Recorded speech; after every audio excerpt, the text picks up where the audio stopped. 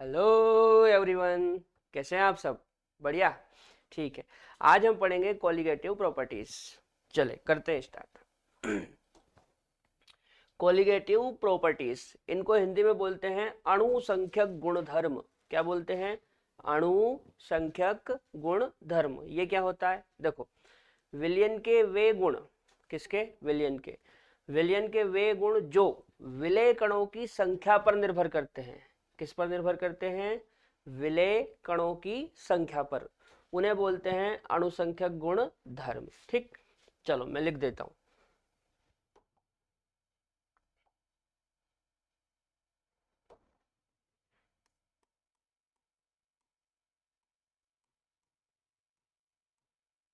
विलयन के वे गुण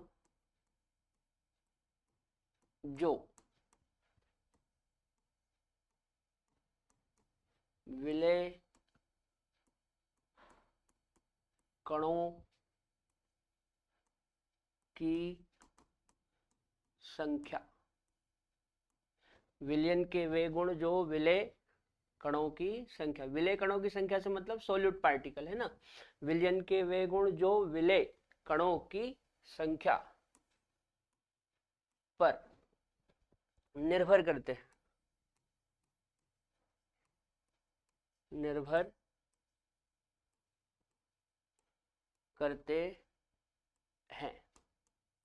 विलयन के वे गुण जो विलय कणों की संख्या पर निर्भर करते हैं।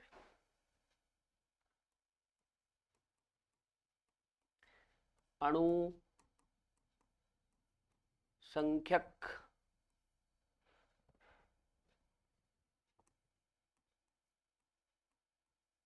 गुणधर्म, अणुसंख्यक गुण धर्म अंग्रेजी में क्या बोलते हैं? Colligative property.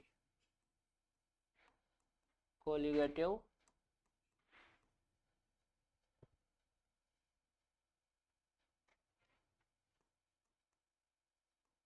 कोलिगेटिव प्रॉपर्टीज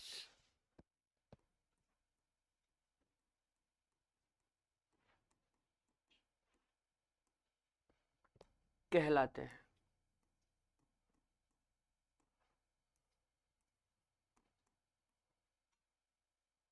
ठीक है बेटा। तो विलयन के वे गुण जो किस पर निर्भर करते हैं? विलय विलय कणों विलय कणों की संख्या पर निर्भर करते हैं। अणुसंख्यक गुणधर्म यानी कि कोलिगेटिव प्रॉपर्टीज कहलाते हैं। ठीक है ना? अच्छा, ये विलय की प्रकृति पर निर्भर नहीं करते हैं, उसके नेचर पर निर्भर नहीं करते हैं, केवल संख्या पर निर्भर करते हैं। ठीक है ना?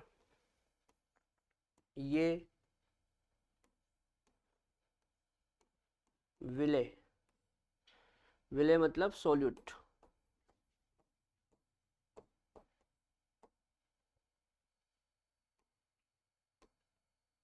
की प्रकृति पर निर्भर नहीं करते।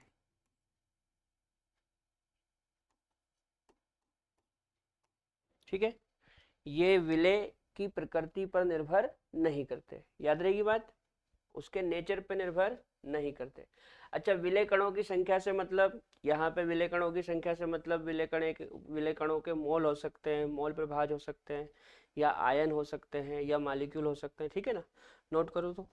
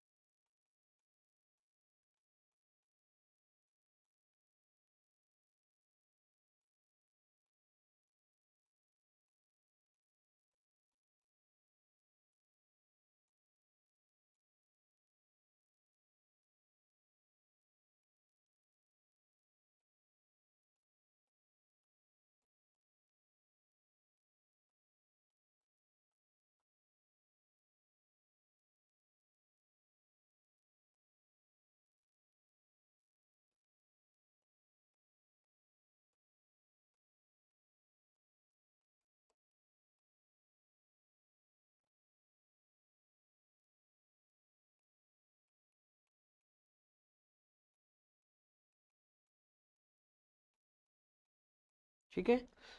विलय कणों की संख्या से तात्पर्य किससे है?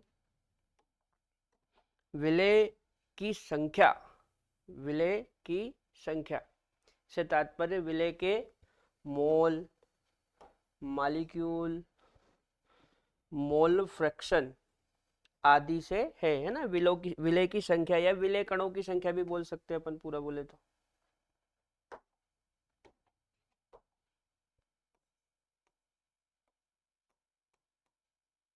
विलय कणों की संख्या से तात्पर्य है ना। चलो एक बार देखें, फिर से देखें एक बार क्या लिखा है।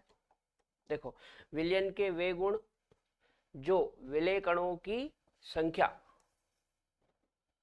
पर निर्भर करते हैं, अणु संख्यक गुणधर्म कहलाते हैं। ठीक है, अंग्रेजी में बोलते हैं कोलिगेटिव प्रॉपर्टीज। अच्छा, ये विलय यानी कि सॉल्यूट की प्रकृति पर निर्भर नहीं करते, नेचर पे डिपेंड नहीं करेंगे, केवल संख्या पे डिपेंड करते हैं ना।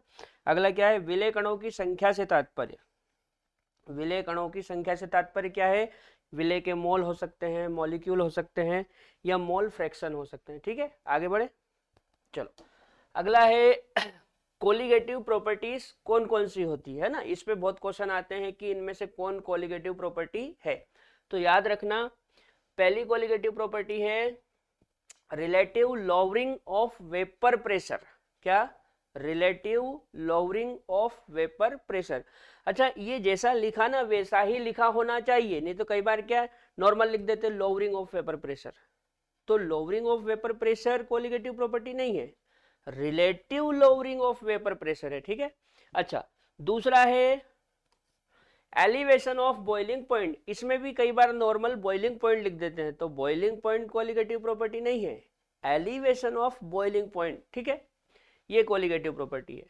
तीसरा डिप्रेशन ऑफ फ्रीजिंग पॉइंट, तो इसमें भी फ्रीजिंग पॉइंट कोलिगेटिव प्रॉपर्टी नहीं है, पूरा बोलना पड़ेगा आपको, डिप्रेशन ऑफ फ्रीजिंग पॉइंट, ये कोलिगेटिव प्रॉपर्टी है ना। और अगला ऑस्मोटिक प्रेशर ऑफ सॉल्यूशन। ठीक है, ऑस्मोटिक प्रेशर ऑफ सॉल्यूशन, याद रहेगी बात। आगे बढ़े। चलो, अब हमको एक एक करके ये चारों प्रॉपर्टी डिस्कस करनी है। उसमें आज मैं आपको वाष्प दाब का आपेक्षिक अवनमन बताऊंगा। ठीक है बेटा, जो relative lowering of vapour pressure है, इसको हिंदी में क्या कहते हैं? वाष्प दाब, वाष्प दाब का आपेक्षिक अवनमन। क्लियर? ये हमारी कोलिगेटिव प्रॉपर्टी है। ठीक है, होता क्या है सुनो।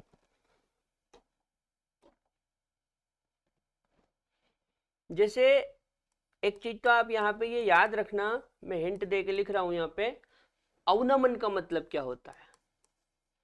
अवनमन, अवनमन, अवनमन इक्वल टू होता है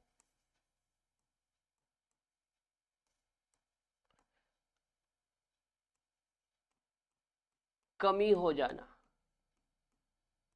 अवनमन इक्वल टू क्या? कमी हो जाना। अवनमन का मतलब होता है कमी हो जाना, मतलब यहाँ पे कमी हो रही है, किसमें? वाष्प दाब में। ठीक। अच्छा, कैसे कमी होती है सुनो। जब प्योर सॉल्वेंट में, प्योर सॉल्वेंट, प्योर सॉल्वेंट मतलब शुद्ध विलायक, है ना, शुद्ध विलायक। जब प्योर सॉल्वेंट यानी कि शुद्ध विलायक में non volatile, non volatile solute, ये क्या है? नॉन वोलेटाइल सोल्यूट, अवाष्पशील विलय, अवाष्प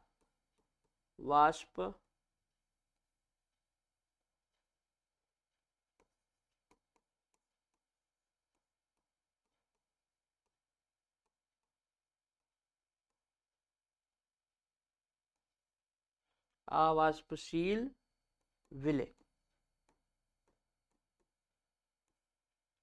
अवाष्पशील विलय, है ना। नॉन वोलेटाइल सॉल्यूट का मतलब क्या है? अवाष्पशील विलय, अवाष्पशील विलय। जैसे जैसे यूरिया, शुगर, सुक्रोज, इस तरह से। जैसे जैसे यूरिया, शुगर, सुक्रोज, इस तरह से।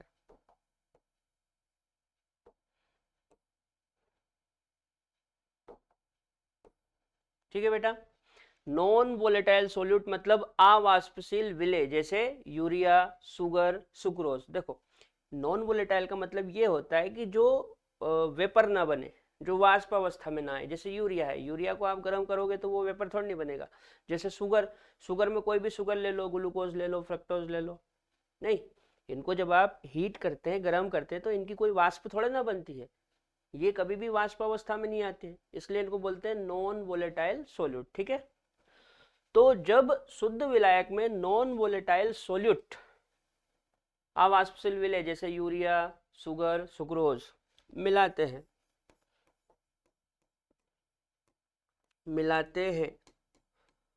तो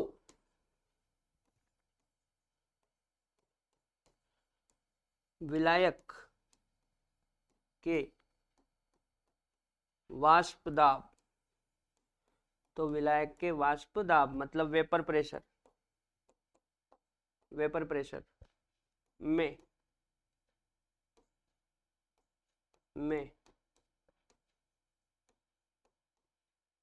कमी आ जाती है। याद रहेगी बात। जब प्योर सॉल्वेंट यानी कि शुद्ध विलायक, जब प्योर सॉल्वेंट में नॉन वोलेटाइल सोल्यूट मतलब अवाष्पशील विलेय, जैसे यूरिया, शुगर, सुक्रोज मिलाते हैं तो विलायक के वाष्प दाब में क्या आ जाती है, विलायक के वाष्प दाब में कमी आ जाती है। याद रहेगी बात। तो इसीलिए यहाँ पे अवनमन शब्द का उपयोग किया गया। ठीक है बेटा, अवनमन का मतलब होता है कमी हो जाना। ठीक, अच्छा, इतना समझ में आया। अब हम ये देखते हैं कि relative lowering of vapour pressure क्या होता है। ये तो वाष्प दाब में कमी हो गई है ना। हम ये समझते हैं कि relative lowering of vapour pressure क्या होता है। पहले आप ये नोट कर लो। चलो, अच्छा, ये तो सवाल है। देखो, relative lowering of vapour pressure क्या होता है, पहले हम एक चित्र बनाते हैं।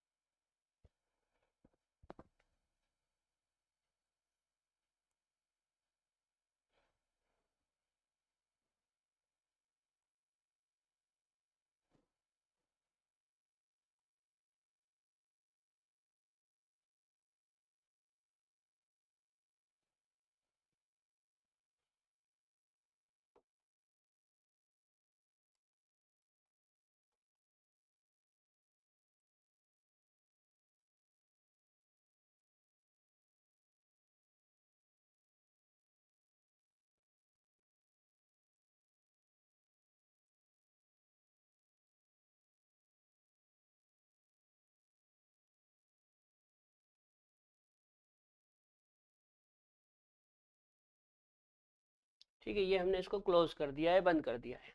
अच्छा,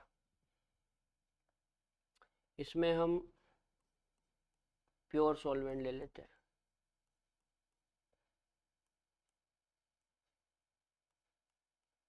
ठीक है, ये मान लो प्योर सॉल्वेंट है। क्या है? प्योर सॉल्वेंट, प्योर सॉल्वेंट क्या है ये है प्योर सॉल्वेंट। अच्छा, अब इसमें हम ऐसा करते हैं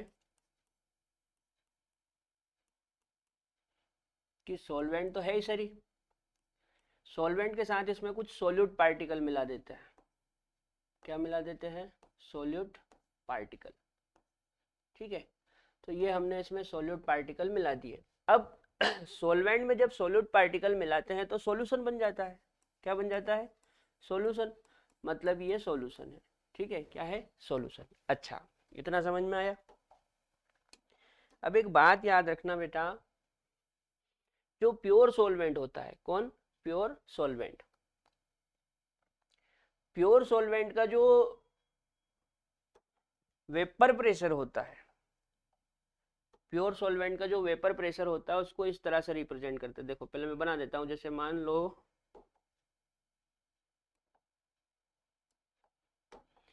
मान लो ये हमारे प्योर सॉल्वेंट के पार्टिकल है, ठीक है, ये हमारे प्योर सॉल्वेंट के पार्टिकल है, ठीक है, इस तरह से सरफेस पे जब हम इसको हीट करेंगे, क्या करेंगे, हीट करेंगे, तो ये वेपर में कन्वर्ट होंगे, काय में कन्वर्ट होंगे, वेपर में कन्वर्ट होंगे, और इनकी वेपर बनेगी, वाष्प बनेगी, और वो जो वाष्प है वो एक दाब क्रिएट करेगी जिसको वाष्प दाब बोलेंगे, क्या बोलेंगे, वाष्प दाब बोलेंगे, ठीक है ना। तो ये इस तरह से वेपर के फॉर्म में आ जाएंगे, किस फॉर्म में आ जाएंगे, वेपर के फॉर्म में आ जाएंगे, ठीक है ना, जिसको हम क्या बोलेंगे, वाष्प दाब। अच्छा, मतलब जो वेपर बनेगी, जो वाष्प बनेगी, वो नीचे की तरफ एक दाब डालेगी जिसको हम बोलेंगे वाष्प दाब। अच्छा, यहाँ पे क्या है, यहाँ पे देखो, यहाँ पे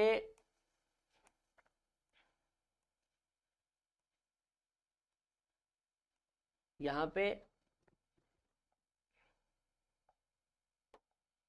यहाँ पे सोलवेंट के साथ सोल्यूट भी मिला रखा है, सोलवेंट के साथ क्या मिला रखा है, सोल्यूट मिला रखा है, ठीक है, ये जो है ना, ये सोल्यूट है, क्या है, सोल्यूट, और कैसा सोल्यूट है ये, non volatile, non volatile,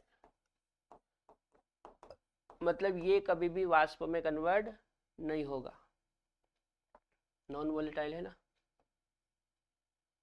non volatile, तो ये वाष्प में कन्वर्ट नहीं होगा, ठीक है।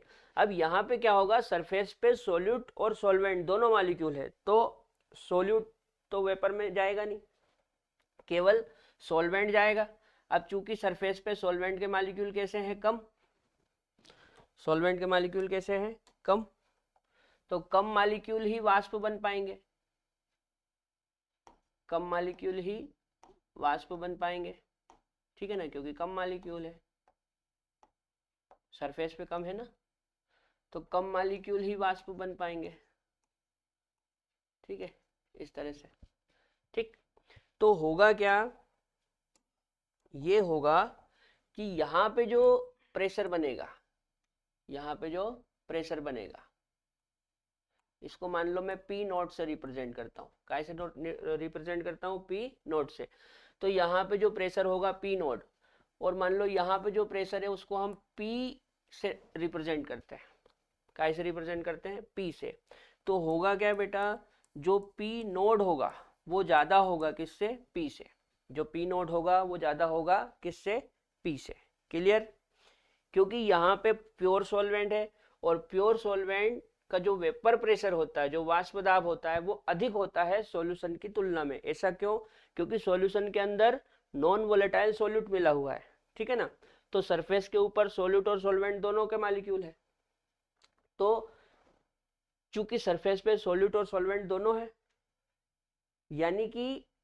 सॉल्वेंट मॉलिक्यूल कम है, यहाँ पे सारे के सारे सॉल्यूट थे, इसलिए ज्यादा से ज्यादा वेपर बन के ऊपर गए। अब यहाँ पे सॉल्यूट के साथ सॉल्वेंट भी है, यानी कि सरफेस पे सॉल्वेंट मॉलिक्यूल कम है, तो कम है तो कम ही वेपर बनेंगे, यानी कि वेपर प्रेशर भी कम आएगा, यानी कि ये जो सॉल्यूशन है इसका वेपर प्रेशर सॉल्वेंट की तुलना में कम है, क्लियर। अच्छा, मान लो यदि मैं प्योर सॉल्वेंट, यदि मैं सॉल्वेंट के लिए, देखो यहाँ पे लिख देता हूँ,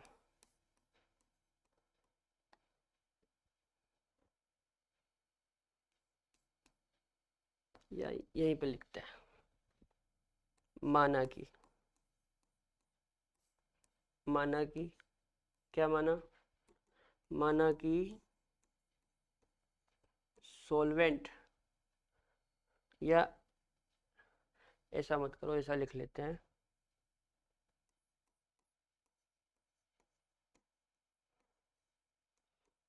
सॉल्वेंट के लिए 1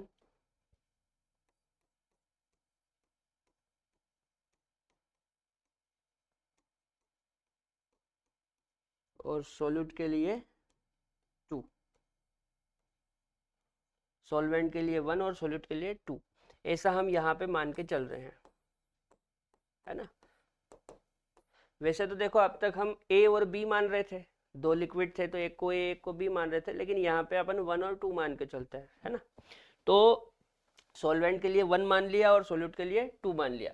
अब ये सॉल्वेंट का वेपर प्रेशर है तो यहाँ पे 1 लगा देते हैं, क्या लगा देते हैं 1। अच्छा, यहाँ पे जो प्रेशर है ये भी सॉल्वेंट का ही है, यहाँ पे जो प्रेशर है वो भी किसका है, सॉल्वेंट का ही है, ठीक है ना, क्योंकि सोल्यूट तो नॉन वोलेटाइल है, सोल्यूट तो कैसा है, नॉन वोलेटाइल, मतलब ये विलियन में जो प्रेशर है वो किसका है, वो सॉल्वेंट का ही है।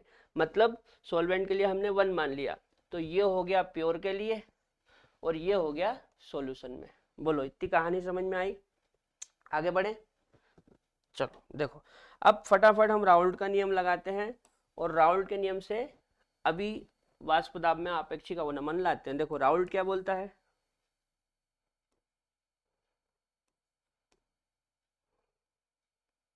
अरे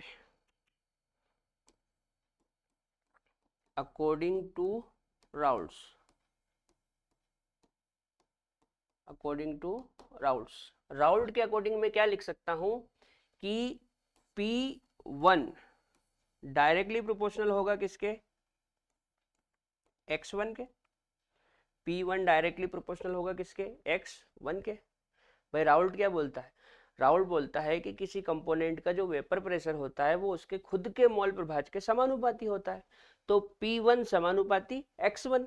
अच्छा, समानुपाती हटाएंगे तो बराबर आएगा और साथ में क्या आएगा, P01 X1।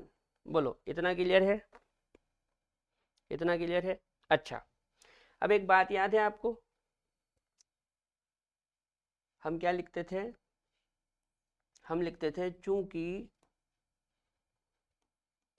x1 plus x2 equal to 1, x1 plus x2 equal to 1 लिखते थे, इसलिए x1 इक्वल टू क्या हो जाएगा, 1 माइनस x2 हो जाएगा। भाई x1 प्लस x2 दो कंपोनेंट है ना, एक विलेय और विलायक, तो विलेय के लिए हमने क्या मान रखा है, सॉरी हाँ, विलेय के लिए क्या मान रखा है 2 और विलायक के लिए 1, तो 1 प्लस 2 तो x1 plus x2 equal to 1, तो x1 इक्वल टू क्या हो जाएगा 1 माइनस x2। अब ये जो वैल्यू है 1 माइनस x2 इसको यहाँ पे पुट कर दो, तो put the value, put the value, करें वैल्यू पुट यहाँ पे, तो देखो P1 इक्वल टू P01 और ये जो x1 है इसकी जगह ये वैल्यू पुट कर दो 1 माइनस x2। बस यहाँ पे हमारा काम हो गया, इसको केवल हमको सोल्व करना है, तो हमारा relative lowering of vapour pressure आ जाएगा। इसको थोड़ा छोटा करें,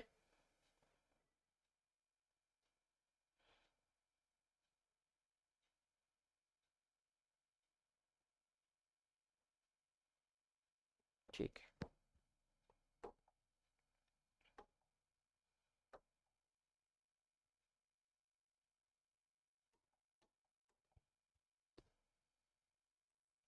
देखो ये क्या आया, P1 इक्वल टू P01, यहाँ पे लिख लूँ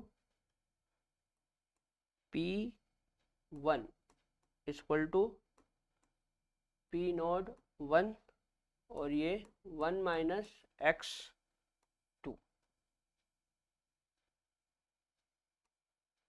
1 माइनस x2, ठीक है, यही है ना, P1 इक्वल टू P01 और 1 माइनस x2। चलो इसका अंदर मल्टीप्लाई करो, तो P1 इक्वल टू 1 में करेंगे तो P01 माइनस P01 x2, ये हो जाएगा। कुछ गलत तो नहीं कर रहे, P1 डायरेक्टली प्रोपोर्शनल x1, ये हटाएंगे तो P1 equal to P01 x1, ठीक है। अच्छा, अब x1 plus x2 equal to 1, तो x1 equal to 1 minus x2, ये भी ठीक है। P1 equal to P naught one, और x1 की जगह क्या रख दिया हमने, 1 माइनस x2, है ना। तो P1 equal to P naught one और 1 माइनस x2, इसका अंदर मल्टीप्लाई करेंगे तो ये हो जाएगा पी नॉट वन, ये हो जाएगा minus P naught one x2, ठीक है। अच्छा, अब देखो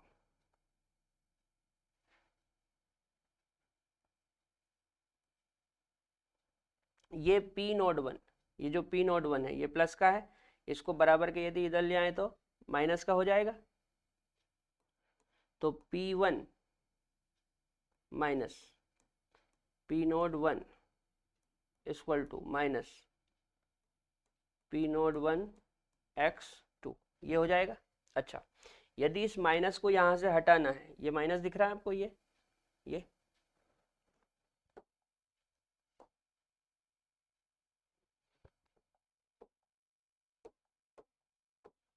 ये माइनस दिख रहा है, ये इसको यदि यहाँ से हटाना है तो आप इसको उल्टा कर दो। कैसे, P naught one minus P one, तो ये यहाँ से माइनस गायब हो जाएगा, पी नॉट वन x2, ठीक है। अब मान लो इस x2 को मैं यही रहने दूँ और इसको इधर बटे में ले आऊँ, तो ये क्या हो जाएगा, P naught one minus P one upon P naught one equal to x2, ये आ गया, ठीक है ना, ये आ गया P naught one minus P one upon P naught one. एक बार और देख ले, पी नॉट वन का अंदर गुणा करेंगे वन में तो P naught one minus P naught one x2, ठीक है। अब ये पी नॉट वन बराबर के इधर लाएंगे, ये प्लस का है, बराबर के इधर आएगा तो माइनस का हो जाएगा। तो P one minus P naught one बराबर, ये माइनस बचा यहाँ पे, ये वाला माइनस। अब ये माइनस हटाने के लिए हमने क्या करा, इधर मल्टीप्लाई कर दिया, तो ये माइनस का हो गया, ये प्लस का हो गया, मतलब P naught one minus P one बराबर पी नॉट वन x2, ठीक है। इसको यहाँ से बटे में ले आए तो P naught one minus P one upon P naught one, ठीक है बेटा। अब एक बात याद रखना, यहाँ पे ये जो P naught one minus P one upon P naught one है ना, इसी को बोलते हैं relative lowering of vapour pressure. इसी को क्या बोलते हैं, relative lowering of vapour pressure, मतलब वाष्प दाब में आपेक्षिक अवनमन। और वाष्प दाब में जो आपेक्षिक अवनमन है वो किसके बराबर है, वो बराबर है विलेय के मोल प्रभाज के। ये x2 क्या है, ये x2 विलेय का मोल प्रभाज है ना, तो विलेय के मोल प्रभाज के बराबर है, ठीक है ना। अच्छा, इस चीज को आप ऐसे भी लिख सकते हो, कैसे, इसको आप ऐसे भी लिख सकते हैं, मैं नोट लगा के लिख देता हूं। ये जो लिखा ना, ये P naught one minus P one, इसको आप ऐसे भी लिख सकते हैं,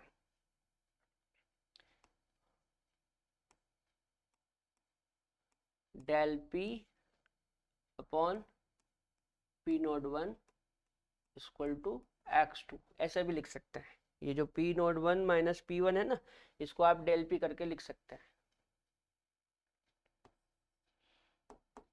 चूंकि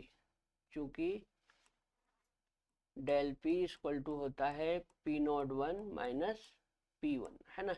ये कमी है, क्या है, कमी, कि कितनी कमी हुई, कितनी कमी हुई। और ये पूरा क्या है, ये पूरा क्या है, ये पूरा है आपेक्षिक कमी। ये पूरा क्या है, आपेक्षिक कमी, वाष्प दाब में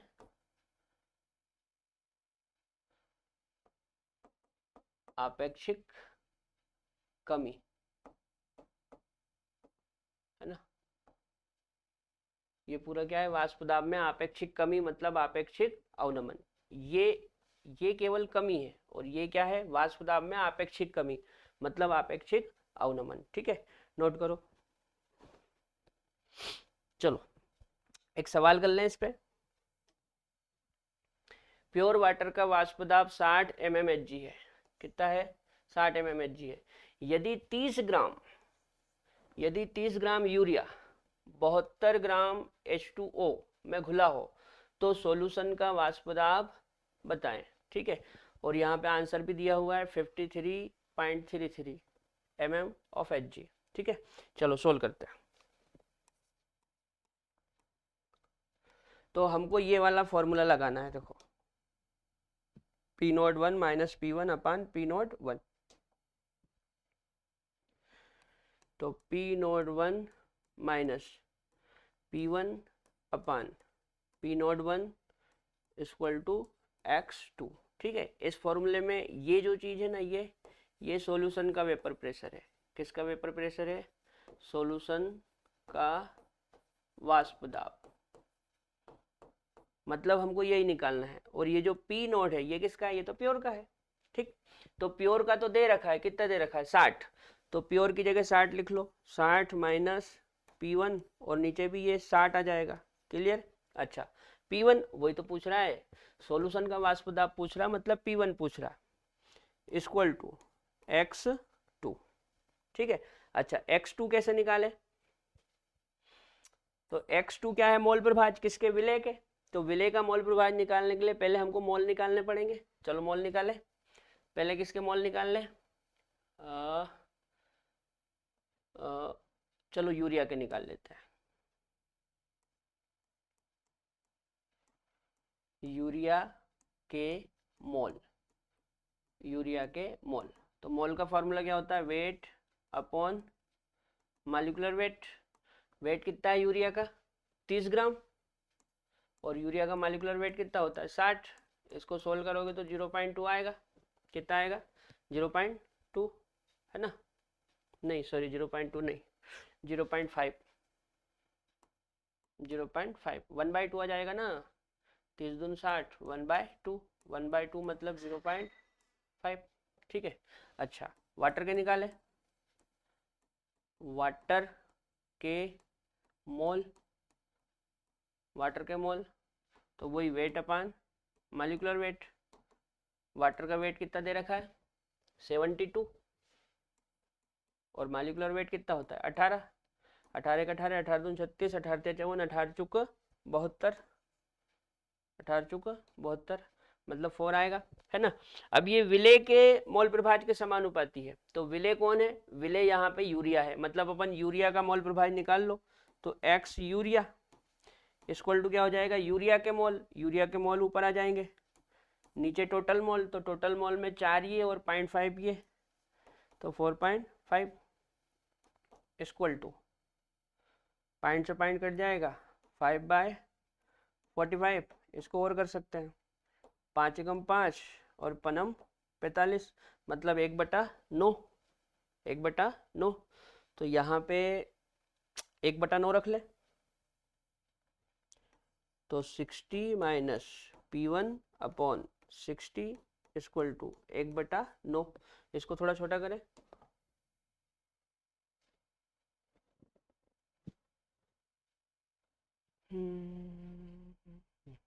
बस इतने में काम हो जाएगा।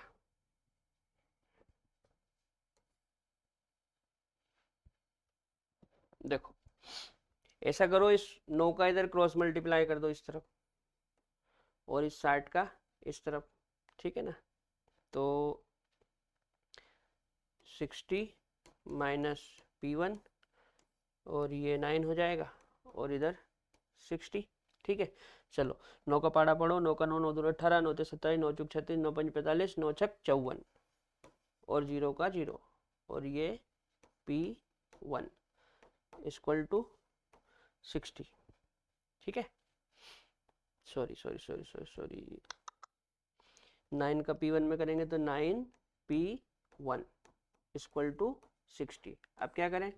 ऐसा करो, 9P1 को उधर लेके जाओ तो माइनस का है, बराबर के उधर जाएगा प्लस का हो जाएगा, और 60 को इधर ले आओ तो ये प्लस का है, बराबर के इधर आएगा माइनस का हो जाएगा। मतलब ये हो जाएगा 9P1 इक्वल टू 540, है ना, माइनस 60।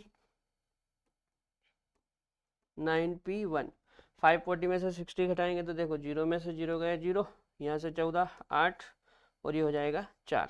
ठीक है, 0 8 से 14 4, हाथ का या 1 और 4 5। ठीक है, 480। अब क्या करें? P1 निकालना है, तो P1 इक्वल टू ये यहाँ से बटे में आ जाएगा, तो 480/9। चलो 9 का डिवाइड करो, तो 9 का 9, 9 दूना 18, 9 ते 27, 9 चुक 36, 9 पंज 45, 5 बार जाएगा। अब 48 में से 45 जाएगा 3, यहाँ पे हो गया 30, है ना, 30 हो गया ना, 9 का 9, 9 दूनी 18, 9 तिया 27। अब 30 में से 27 फिर 3 बचेगा, पॉइंट लगा के 0, फिर 9 तिया 27, बस ये कार्यक्रम चलता जाएगा। तो 53.33, ये देखो 53.33 mmHg है, तो यहाँ पे भी mmHg लगा दो। ठीक है बेटा, तो हमारा जो सॉल्यूशन है, जो हमारा विलियन है, उसका वेपर प्रेशर कितना आया, 53.33 mm of Hg। Clear, note कर लो। चलो कर लिया, तो यहाँ पे हमारा relative lowering of vapour pressure हो जाता है। ठीक है, बाकी की जो क्वालिटेटिव प्रॉपर्टीज है उनको कल से कंटिन्यू करेंगे। ठीक है, जय राम जी की।